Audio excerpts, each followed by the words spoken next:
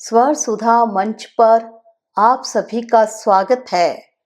आज सुनिए प्रसिद्ध लेखिका डॉक्टर कुसुम जोशी की सारगर्भित लघु कथा कुछ कहना था। हाँ, है तो वही 25 साल का अंतराल, पर मेरी आंखें धोखा नहीं खा सकती। साकेत मन ही मन बुदबुदाया। थोड़ी मोटी हो गई है। परिवार और मातृत्व का सुख झलकता है चेहरे पर। नाम कैसे भूल सकता हूं? सर पर हल्की सी चपत लगाई साकेत ने। चारू? हाँ हाँ, चारू। चारू, साकेत अनायासी आवाज लगा बैठा। वही होगी तो कंफर्म हो जाएगा। उसके मन ने भी उसको समर्थन दिया। नाम सुनते ही वो पीछे मुड़ी। उसकी आंखों में आश्चर्य और अजनबीपन भरा था। कुछ क्षण अवाक नजरों से आवाज लगाने वाले अजनबी को देखती रही।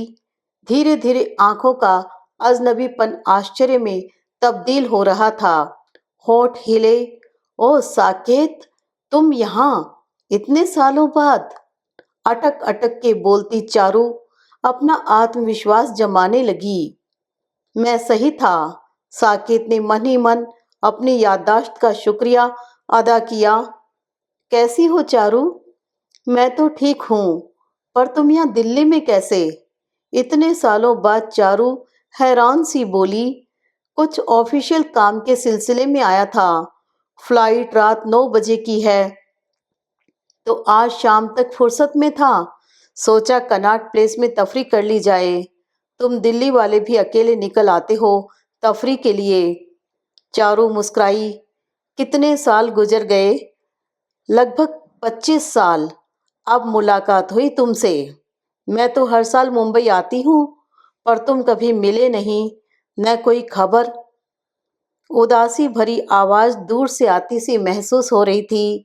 साकेत को लगा सालों पहले मेरी तरह शायद उसे भी कुछ कहना था। वो कह नहीं पाई।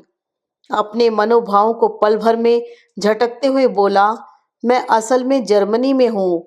छुटका विनय मुंबई में ही है, उससे ही मिलने जा रहा हूँ। शाम को घर आ जाओ। लोधी कॉम्प्लेक्स में है हमारा बसेरा। सौरभ से भी मुलाकात हो जाएगी। खूब सारी बातें करेंगे। अरे नहीं, आज तो संभव नहीं होगा। नेक्स्ट टाइम जब भी आना होगा। चलो नल्ली तक। बेटी की सगाई है अगले हफ्ते। साड़ी तैयार करने को दी थी। फिर कहीं चाय कॉफी लेते हैं। चारू भी वर्तमान में लौटते हुए बोली।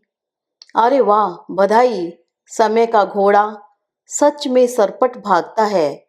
तो पहले चलो बरिस्ता में ग्रीन एप्पल लेमोनेड की चुस्की ली जाए। अरे अभी तक भी याद है। चलो मैं पिलाती हूँ तुम्हारी favourite cold coffee Barista blast. Charu हंसते हुए बोली। अब कुछ नहीं, अब तो बस नींबू पानी विदाउट शुगर सॉल्ट। साकेत उदास हंसी हंसते बोला। तो फिर रहने ही दिया जाए। पहले बिटिया के काम करने जरूरी हैं। चारू कुछ आगे निकलते हुए बोली। हाँ, सही कहा चारू, अब यही जरूरी है। वैसे भी वक्त तो कभी मेरी मुट्ठी में था ही नहीं, अब भी नहीं।